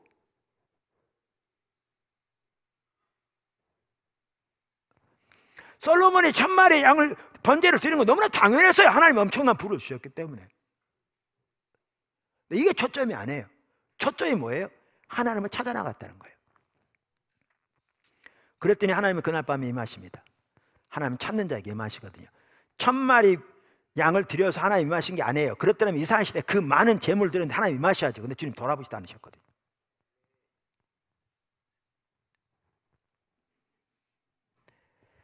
주님을 찾으니까 임하신 거죠. 주님이 임하셔서 뭐라고 그러신 줄 아세요? 7절에 이렇게 말합니다. 내가 네게 무엇을 주랴? 너는 구하라. 아까 백지수표를 하나님이 주신 사람이 내가 2명 성경에 보겠더라는데 한 명은 아까 모세고요. 다른 한 명이 솔로몬입니다. 여기 하나님이 백지수표 주십니다. 뭐 구하시겠습니까? 참고로요, 여러분 오늘날도 죄송합니다. 갑자기 말 잊어먹었네. 대통령들을 위한 그 기도 있잖아요. 뭐라 그러지? 예? 조찬기도? 그 기도에 이렇게 모이면 금년에도 한다고 이렇게 목회자들 참석하면 좋겠다고 문자도 그러더라고요. 하면 오늘날도 목회자들이 거기가 기도할 때 뭐 기도해요? 대통령에게 지혜를 주시고 건강을 주시고 이 나라에 부강하게 해주시고 이 나라의 원수로부터 보호해 주시고 원수를 멸해 주시고 이거 구하잖아요. 그게요 그 당시도 왕들이 구한 겁니다. 그게 보편적으로 구하는 겁니다. 근데 하나님을 찾는 사람은 구하는 게 다르다니까요. 달라요. 하나님 백지수표를 줬는데 솔로몬이 뭘 구한 줄 아세요? 이렇게 구했어요. 10절 주는 이제 내게 지혜와 지식을 주사 이 백성 앞에서 출입하게 하옵소서. 이렇게 많은 주의 백성을 누가 능히 재판하리까? 그럼 어떤 분은 또 그래요. 솔로몬이 지혜를 구했더니 하나님이 지혜뿐만 아니라 부도 명예도 주셨다. 그러니까 우리도 지혜를 구하자. 속은 시커먼 거죠. 부와 명예에 관심이 있는 거예요. 그러니까 사람들이 너무나 성경을 자기 중심적으로 해석해요. 그런 내용이 아니에요.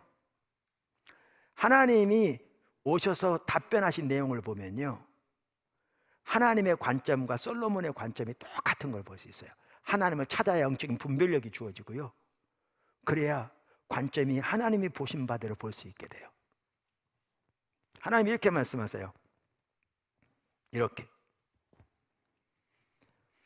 11절 하나님이 솔로몬에게 이르시되 이런 마음이 내게 있어서 부나 재물이나 영광이나 원수의 생명 멸하기를 구하지 아니하며 장수도 구하지 아니하고. 이게 뭘 의미하는 줄 아십니까? 그 당시 왕들이 구한 거였습니다.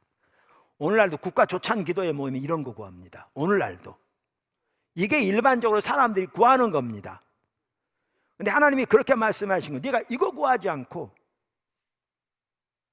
사람들이 일반적으로 구하는 그거 구하지 않고 오직 내가 네게 다스리게 한 내 백성을 재판하기 위하여 지혜와 지식을 구하였으리. 솔로몬의 기도에도 하나님의 답변에도 여기 보시면요 명확한 게 있어요. 똑같이 하나가 뭐냐 하면 이 백성이 하나님의 백성이라는 거예요. 그리고 하나님이 솔로몬을 그 백성을 통치하도록 세우셨다는 거예요. 그리고 그 하나님의 백성을 하나님의 길로 인도하기 위해서 하나님의 지혜와 지식을 구해요. 이게 솔로몬의 기도였어요. 하나님 보시는 것과 똑같아요. 아무것도 아니라고요. 오늘날 일반적으로 우리 목회자들에게 교회는 하나님의 교회죠. 성도들은 예수님 피로 값주고 사실 하나님의 백성이고 다 아멘하죠. 근데 여기 솔로몬처럼 오늘 한국교회 목회자들이 교회가 하나님의 교회고 한 사람 한 사람이 예수님의 피로 값주고 사신 하나님의 백성이고 하나님의 전적인 하나님의 은혜로 하나님의 백성을 인도하도록 돌보도록 자기를 세우셔서 이 하나님의 백성을 하나님의 길로 인도하기 위해 하나님의 지혜와 지식을 주 앞에 구해서 선다면 한국교회는 완전히 달라질 텐데요. 완전히 달라질 텐데요. 우리는 말은 다 그렇게 하는데 전혀 그렇게 안 하죠. 솔로몬의 기도가 이 기도였어요. 하나님 보시는 관점과 정확하게 똑같은 거죠. 그랬더니 하나님이 그가 구하지 않은 것까지 주시겠다고 하신 거였어요. 그러니까 이걸 보면 솔로몬은 초기에는 하나님을 찾는 사람이에요. 그러니까 관점이 정확하게 하나님과 똑같은 관점이었고요. 그 하나님을 찾는 것 중에 하나가 뭐였느냐? 하나님의 길과 의정을 구한 거였어요.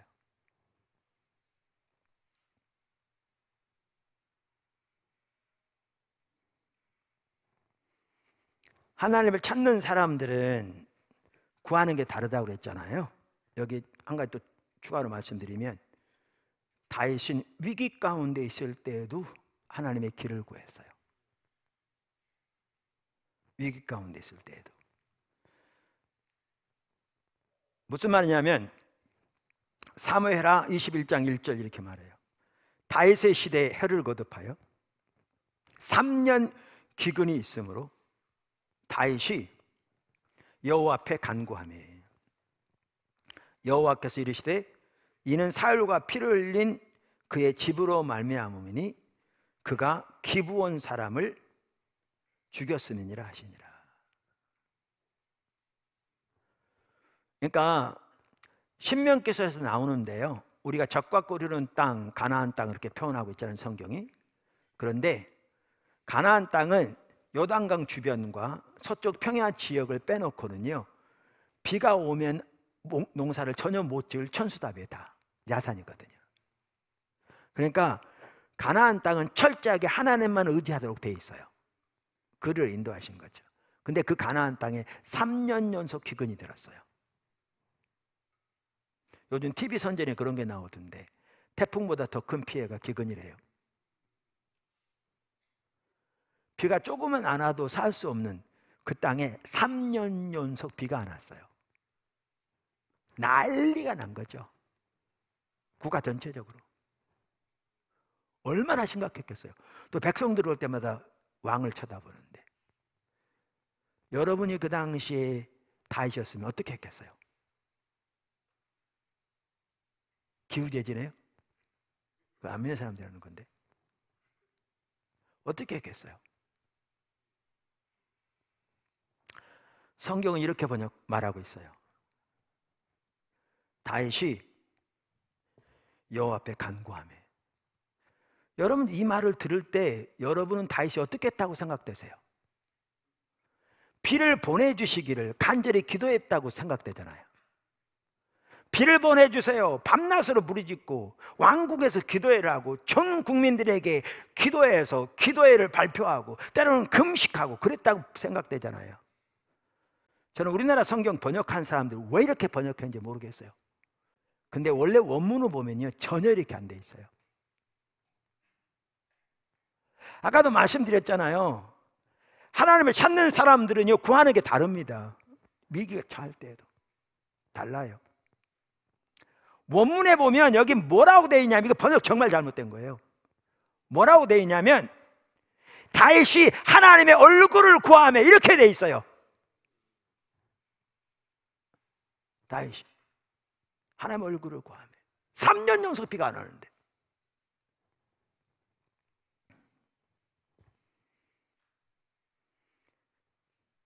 그래서 페트라 주석은 이렇게 말하고 있어요.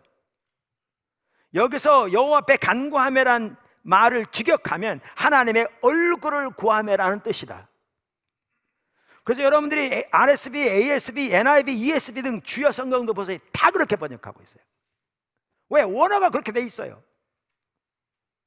킹제임스 성경과 뉴 킹제임스 성경은 여기에 뭐라고 번역하고 있는가 하면 하나님의 얼굴을 구하며라고 번역하지 않고 하나님께 물으며라고 번역하고 있어요. 아까 inquire. 그러면서 이 주석은 매우 오래된 주석인데요, 1909년에 쓰여진 스펜서 존스라는 사람은 이 구절에 대해서 주석을 달기를 이렇게 말했어요. 그러니까 개역성경 RSV 성경에는 다윗이 하나님의 얼굴을 구했다라고 번역하고 있는데, 원문이 그러니까 킹제임스 성경은 다윗이 하나님께 물었다라고 번역하고 있다. 그 말을 설명하면서 사실은 두 말이 같은 뜻이기 때문이다, 이렇게 표현하고 있어요. 그러니까 하나님의 얼굴을 구하는 것의 한 핵심이 하나님께 묻는 것인데, 그렇기 때문에 킹제임스는 이 구절에서 하나님께 물었다라고 번역하고 있다는 거예요. And David inquired of the Lord, 이렇게 돼 있거든요. 그러니까 이 상황 닥쳤는데도 다윗은 하나님께 나아가 하나님의 얼굴을 구했어요. 그렇게 하나님을 찾는 중에, 하나님의 뜻을 묻는 중에 하나님이 알게 하신 게 뭐냐면 사울 때에 저질러진 심각한 죄를 들추신 거예요.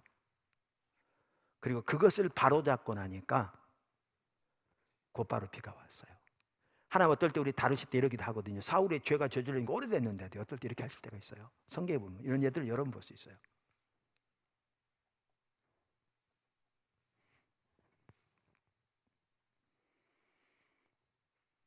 사울이 기브온 사람들을 부당하게 죽인 사건에 대해 말씀하시고, 그리고 다윗이 기브온 사람들을 만나 그 부분을 올바로 잡습니다. 21장 2절에서 9절. 그리고 그렇게 했더니 하나님이 다윗의 기도를 들으시고 곧바로 비를 주셨습니다. 그리고 성경은 이렇게 말합니다. 사무엘하 21장 14절. 그 후에야 하나님이 그 땅을 위한 기도를 들으시느니라. 하나님을 찾는 게 중요해요. 한 예를 들 때 분당에서 우리가 그 상가를 큰 것을 구입한 적이 있습니다. 정든마을 한전 판딸지 상가에서 교회가 시작되었고요. 5년 된 해 그 지하 전체를 구입해서 이전하게 되었고요. 같은 건물에.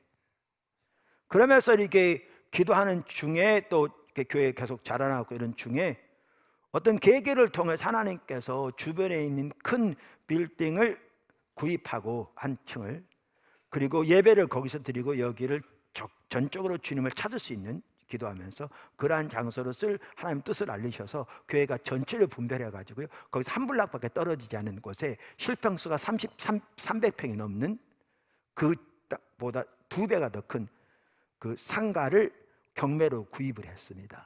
그래서 우리의 계획은 이제 이 정도 꽉 찰 정도면 이제 건물을 지어야 되는 거죠. 교회가 그만큼 성장하면. 다음 단계는 부지를 사서 교회를 건물을 지을, 그러나 이제 그 전에 이렇게 할 수 있도록 했습니다.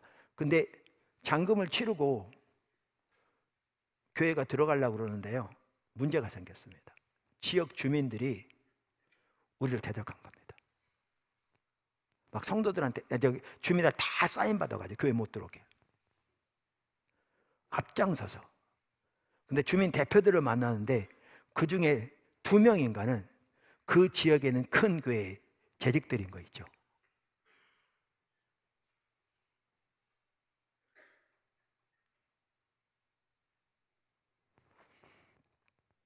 그래서 이분들이, 저는 그 당시 몰랐는데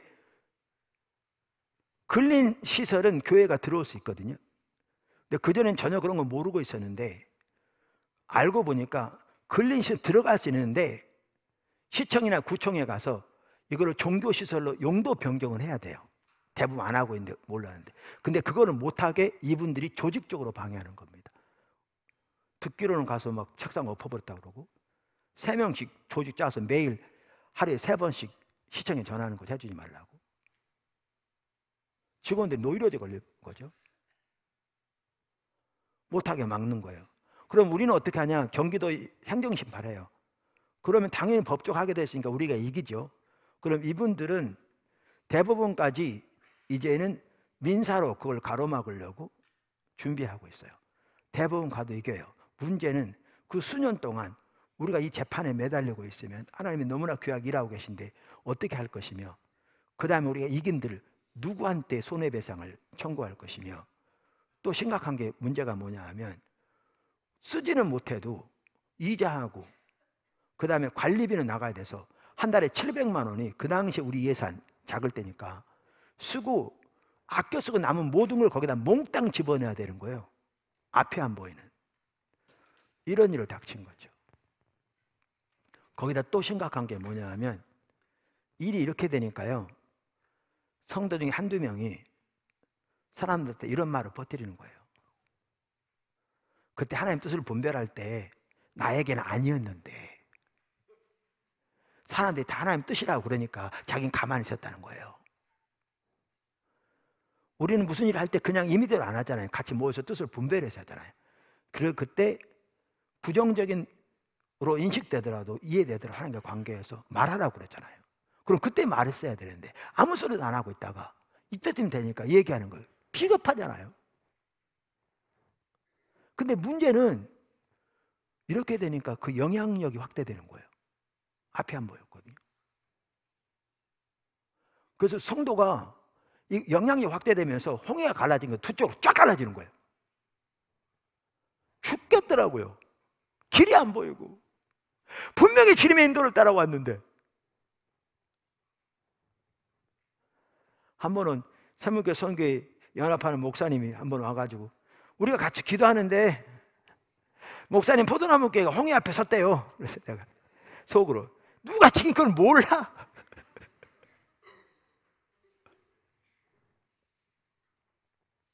아, 그분 뭐 감독은 하나님이 일하시려고 그런 때라 뭐 이런 건 모르겠다. 하여튼 그랬었어요. 저는 그 당시 기도만 하면 하나님이 나에게 주신 감동 한 가지 뿐이었어요. 그게 뭐였는지 아세요? 아무도 너를 당할 자 없으리라, 그거밖에 없었어요. 근데 그러고 있는 거예요. 야, 앞이 안 보이더라고요. 근데 주님의 인도를 따라서 줄이면 우리가 일주일 동안 모여서 기도하기로 했어요. 주일 저녁부터. 자, 그럼 우리 뭐 기도하겠어요? 도와주세요! 그럴 것 같죠? 그 상가 얘기하면서 그들을 멸하해 주세요! 뭐 그렇게? 그 말이 안 되는 거고. 우리는 그때요, 앞으로도 그러겠지만 하나님 얼굴을 구하여 나와요. 주님의 예배함으로 나오고요. 그리고 어떤 이해를 가지고 나오느냐? 분명히 주님의 인도를 따라왔는데 우리가 뭐가 잘못됐냐는 거죠. 하나님 뜻이 뭔가. 그래서 하나님의 예배함으로 나오고 그런 이해를 가지고 주님을 찾아 나오는 거죠. 그랬더니 주님이 우리의 높아진 생각들, 아니라는 생각들 다 들춰내셔서 주일날 저녁에 밤새 기도 시간 내내 회개하고 월요일날도 내내 회개하고. 근데 월요일날쯤 딱 끝날 때쯤 되었는데 주님이 다음 단계로 가라고 저에게 그러시더라고요. 그들에게 기회를 주었는데 그들이 받아들이지 않았다고. 아무도 안 받아들였지만 하나님이 바울을 왕들 앞에 예루살렘에 세워서 증거하게 하신 것처럼 그걸 생각나게 하시면서 어찌됐든 간에, 그리고 그 토요일 날 그 장소가 임대로 나간 거 있죠. 모든 것이 순식간에 해결되고요. 그래서 교회가 이리 오게 된 겁니다. 그때 안 왔으면요, 이 부지 우리가 차지할 수도 없었고요. 전혀 예상치 않게 하나님이, 그리고 그 당시로는 우리가 이런 부지에 건축할, 이거 처음에 살 때 이 부지 1,500평 이상에다가 건물까지 총 60억 들었거든요. 그래서 그때 융자가 많은 겁니다. 처음 시작할 때 성도 150명 정도 됐다는 거예요.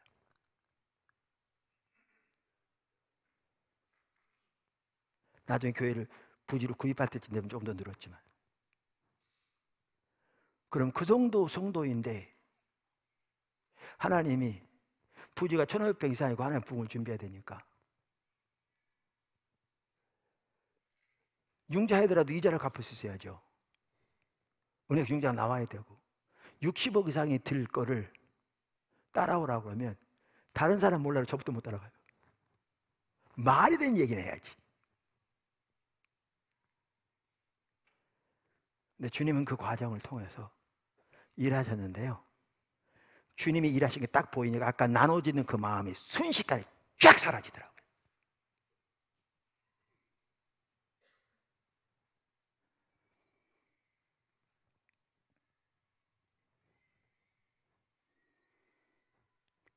다윗은 위기 가운데서 하나님을 그렇고 했어요. 그게 우리 신앙이에요. 하나님 우리의 모든 처지를 아세요. 그래서 우리에게 중요한 게 그거더라고요. 처음 갈 때부터 하나님 인도를 따라가야 돼요. 하나님의 길을 따라. 그리고 어려움 닥치면 주님을 계속 구하는 중에 주님의 인도를 따르면 모든 것이 합력하여 서로를 이루게 하시는 거죠. 교회가 그렇게 가야 되고 가까이 성도들이 그렇게 가야 합니다. 그렇게 되기를 예수는 축원합니다. 다트 살펴봐야 되는데 시간이 다 됐네요. 자, 작은 세 번째, 하나님께서 이미 이루신 승리의 삶을 실제적으로 알기 원하는 삶. 바울이 그토록 주님을 알기를 원한다 그러면서 빌립보 3장에 보면 이렇게 말하거든요. 내가 그리스도와 그 부활의 권능과 그 고난의 참여함을 알고자 한다. 그래서 달려간다. 그러니까 여기에 보면 우리가 이미 살펴보았듯이 바울은 그토록 예수님을 알기 원했는데 예수님을 알기 원하면서 그가 알기 원했던 구체적인 사항 중에 하나가 뭐냐 하면 예수님과 함께 고난에 참여함을 알기 원했고요, 그 예수님의 부활의 권능을 알기 원했어요. 그럼 예수님의 부활의 권능을 알기 원한단 말이에요. 무슨 말이에요? 예수님의 부활의 권능을 실제에서 삶에서 경험적으로 알기 원하는 거죠. 우리가 이미 여러 번 살펴봤는데 에베소서 1장에 보면 에베소 교회를 위해서 기도하면서 이렇게 기도하잖아요. 17절, 우리 주 예수 그리스도의 하나님 영광의 아버지께서 지혜와 계시의 영을 너희에게 주셔서 하나님을 알게 하시고 너희의 마음의 눈을 밝히사 그의 부르심의 소망이 무엇이며 믿는 우리에게 베푸신 능력의 지극히 크심이 어떠한 것을 너희로 알게 하시기를 구하노라. 그러니까 에베소 지역 외곽에 고대 7대 불가사의 중에 하나인 아데미 신전이 있었다고 그랬잖아요. 도시 전체가 우상 숭배를 먹고 사는, 경제가 유지되는 그 상황에서 이제 갓 태어난 교회 위해서 뭘 위해 기도하느냐, 땅 밟게 하라고 그런 게 아니라 지혜와 계시형을 통해 하나님을 알게 해주시고 그들과 함께하는 하나님의 능력이 얼마나 큰 것인가를 그들로 깨닫게 해주시기를 구하고 있잖아요. 그런데 그 능력이 큰 것을 설명하기 위해서 강력한 용어들을 많이 사용합니다. 힘, 위력, 능력의 지극히 크심. 그런데 그것으로 부족해서 예를 들죠, 그 동일한 능력이 예수님 안에서 역사하셔서 죽은 자들 가운데 살리시고 모든 정사 권세보다 비교도 안 되는 만큼 뛰어난 하나님 보좌 우편에 앉으신 그 능력이 함께한다. 자, 보세요. 아까 말한 대로 우리의 마음 눈이 열려 교회와 함께하는 하나님의 능력이, 이토록 강한 능력이 함께하고 계신 것을 깨달아 알게 되면 그들의 영적인 처해 있는 상황에 전혀 문제가 되지 않을 거거든요. 근데 사도 바울은 에베소 교회를 위해 기도할 뿐만 아니라 똑같은 옥중서신 빌립보에서 보면 자기가 그 예수님의 부활의 능력을 알기를 그토록 열망합니다. 이 말이 뭔 말이냐면 예수님의 십자가와 부활을 통해서 이루신 그 승리를 실제로 살면서 경험적으로 알기를 그토록 열망한 겁니다. 이러려면요, 적극적인 연구도 필요하고요, 도움도 필요하고요. 우리 지혜로만 안 되니까 하나님의 도움, 주님 앞에서 간절히 기도하며 기다리는 것도 포함합니다. 그래야 이 지식이 실제가 되어집니다. 우리가 지난번에 살펴본 고린도전서 2장 2절, 내가 너희 중에서 예수 그리스도와 그가 십자가에 못 박히신 것 외에는 아무것도 알지 않기로 작정했다. 이미 살펴봤죠. 여기 그가 십자가에 못 박히신 것은 잘못된 번역이라고, 남성이기 때문에 모든 영어 성경이 다 그렇게 번역하듯이 예수 그리스도 그 십자가에 못 박히신 그분 외에는 이렇게 번역해야 맞다고 그랬죠. 자, 그런데 여기 보세요. 그러니까 유일한 목표가 주님을 아는 거. 근데 그 전부터 이걸 보시면 중요해요. 사도 바울은 1장부터 뭐를 말하고 있냐면요, 예수님을 전하는 것에 대해서 말하고 있어요. 1장 23절, 우리는 십자가에 못 박힌 그리스도를 전하니 유대인에게는 거리끼는 것이요 이방인에게는 미련한 것이로되. 17절, 그리스도께서 나를 보내시면 침례를 베풀게 하려 하심이 아니요 오직 복음을 전하게 하려 하심이로다. 그 다음 2장 1절, 형제들아 내가 너에게 나아가 하나님의 증거를 전할 때. 그러니까 2장 2절이 어떻게 번역해 이게 무르릇이 맞느냐면요, 내가 너희 중에서 예수 그리스도 그 십자가에 못 박히신 그분 외에는 아무것도 전하지 않기로 작정했다. 이래야 맞아요. 뭐만 이해하시죠? 이래야 앞뒤가 맞아요. 근데 갑자기 사도 바울이 말을 바꿔요. 근데 이게 핵심이에요. 내가 너희 중에서 예수 그리스도 그 십자가에 못 박히신 그분 외에는 아무것도 알지 않기로 작정했다. 무슨 말인지 아세요? 그분을 아는 만큼 그분을 전할 수 있어요. 그 실제적인 산지식, 그게 다 돼요. 증거될 때 하나님의 능력이 역사해요. 그 사도 바울은 예수 그리스도를 전하면서 자신이 먼저 예수님을 아는 것이 그의 유일한 목표였어요. 그래서 주님을 알기를 구하는, 주님의 길을 알기를 구하는 것에는 예수님의 십자가 부활을 통해서 이루신 그 승리를 우리가 삶에서 실제로 알기를 간절히 추구하는 것이 포함돼요. 여기는 연구도 포함되고요, 아까 말한 대로 앞서간 믿음의 선배들로부터 책을 통해, 테이프를 통해, 다양한 방법을 통해 배우는 것도 포함되고요, 그대로 살아야 되는데 하나님의 도움이 필요하게 하나님의 지혜도 뿐 아니라 길이 보이는 대로 삶을 살아가고 순종하면서 하나님의 도움을 간절히 구하는, 그러면서 그 안에 자라나는, 우리가 양육에 살펴보았듯이 그게 필수입니다. 제가 이제 시간 다 돼서 마칠 텐데요, 어느 나라 그 신학교에 집회를 인도하러 갔다고 그랬잖아요. 몇 년 갔었는데 첫 해 갈 때 그 교수님 중에 몇 분 중에 부부가 교수인 분도 계셨는데, 그분들이 제가 거기 간다고 하는 소식을 듣고 저를 알아보기 위해서, 학장님이 저를 초대했었거든요.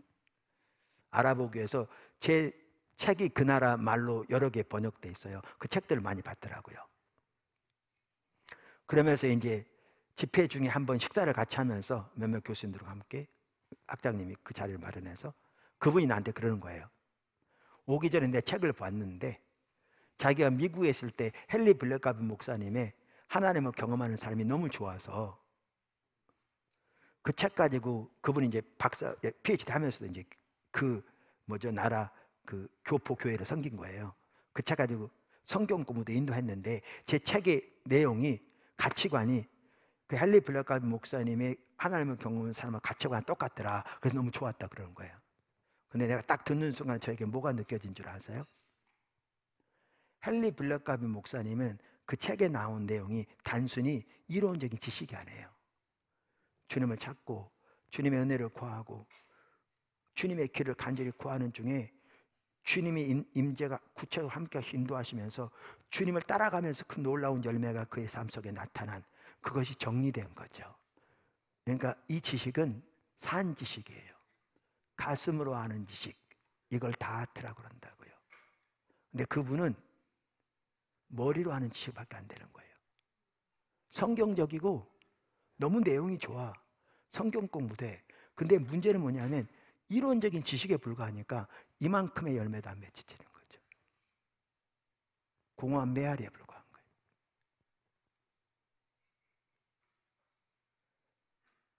메아리. 여러분, 하나님의 얼굴을 구하는 사람도요, 한두 번 설교 듣고 책 보면 대강 뭘 얘기하는지 알아요. 또 설교 들으면 똑같은 설교 하네, 그렇게 생각할 수 있어요.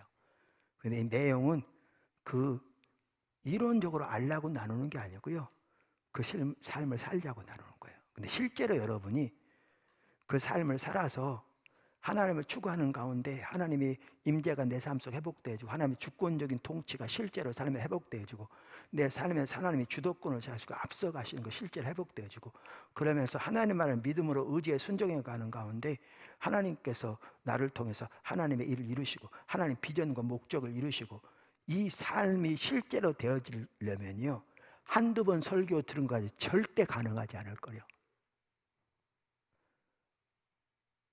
그 삶을 살려면 어떻게 주님을 찾아야 될 건지부터 시작해서 한두 번 들었던 설교뿐만 아니라 같은 내용을 다루는 수없이 많은 다른 책들도 살펴가면서, 아니면 다르게 주님과 동행했던 분들 살펴보면서 성경을 새롭게 보면서 어떻게 하나님과 실제로 얼굴을 구하며 주와 동행하는 삶을 살 것인지 배우기를 원하고, 근데 그렇게 이론적으로 배운 것만 가지고 안 되니까 하나님의 도움을 줄기차게, 아까 다윗이 그랬던 것처럼 시편 119편에 저자가 그랬던 것처럼 구하고 주님 안에 기다리고, 그리고 주님이 보여주신 내 삶을 조정해 순종해 가고, 그리고 그러면서 바로 열매가 안 나타나니까 주님 어떻게 할지 구하고, 이런 과정을 통해 세워지는 거예요. 그게 안 되면 이론적인 지식으로 끝나요. 아, 성경적이 좋아요, 성경 공부했어요, 이만큼 열매 나타나는 거죠.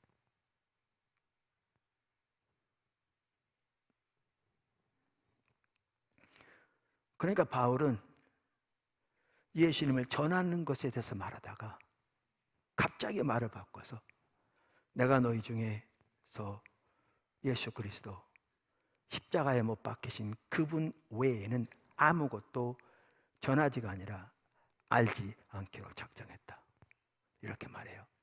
그분을 아는 만큼 그분을 전할 수 있어요. 이게 하나님의 얼굴을 구하는 삶이에요. 이렇게 하나님을 찾는 자에게 주님이 자신을 계시하세요. 주님은 그렇게 주님을 찾는 자를 기다리고 계세요. 그렇게 임하세요. 제가 요즘 많이 힘들어요. 제가 일부 예배 때는 좀 많이 엄살을 부렸는데, 목사가 엄살을 부려야 기도하더라고요, 성도들이. 좀 힘든데, 가정에 무슨 힘든 일이 있어 그런 게 아니고요. 저희 가정과 우리 애들 가정 전혀 힘든 거 없어요. 그런 일반적으로 세상적인 말하면 여러 가지 힘들어요, 그냥. 그런데 저에게 위로하시려고 그런지 몰라도 지난주 어떤 젊은 목회자하고도 얘기를 했는데, 십자가 복음 또 하나님의 얼굴을 구하는 삶 보면서 선택 여지가 없기에 교회 모든 걸 걸고 주님을 찾고 구했더니 주님이 그 교회를 세우시는데 뭐죠? 이 수도권에 있는 서울 근교에 있는 조그마한 도시인데 젊은 자 100명이 넘어요.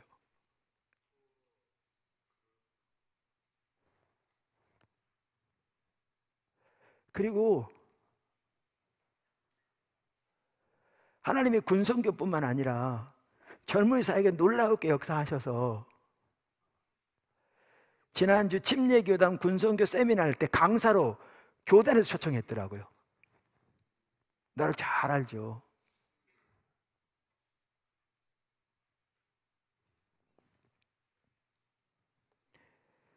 다른 분 또 전화를 했는데 위로하시려고 그러셨는지. 그분은 우리 잘 아죠, 개인적으로. 주님 따라가면서 주님의 길대로 모든 걸고 순종이 가는데 교회가 참 귀하게 세워지고 있고요. 자기가 아는 그 교단에 아주 뛰어난 선교사님이 신학교 다닐 때 교도주의처럼 이론적으로 막 따지고 그랬던 분인데 지금 사역을 그 교회에서 매우 알려질 만큼 잘하고 있는데 얼마 전에 전화 와서 만났더니 완전히 성령의 사람이 돼 있더래요. 그러면서 열매가 엄청나게 귀하게 나타나고 있는데 휴대폰 켜서 보여주는데 제 설교를 유튜브로 보고 있는 걸 쫙 보여주더래요. 그분은 꽤 젊은 목회자인데 그 교단에 자기 동기들 상당히 그래도 중형 교회들의 담임 목사들이 전화해서 요즘은 목사님은 차마 얘기 못하겠고 당신이 와서 집회해달라 그렇게 요청한 사람은 5명이 된다고 나한테 얘기하더라.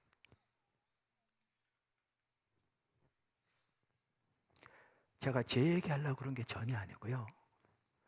성경대로 하면 된다는 얘기예요.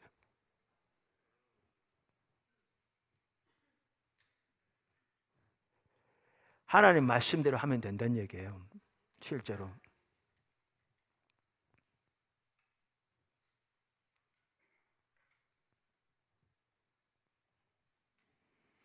그래서 보도나무 교회가 무엇보다 하나님 얼굴을 구하는 자를 더 이렇게 서게 되기를 지속적으로 그 안에 머물면 일은 주님이 다 하세요. 그분이 하세요. 그분이 은혜가 하세요. 하나님의 계획을 남김없이 이루실 줄로 믿습니다. 할렐루야. 우리 하나님께 영광의 박수 드리겠습니다.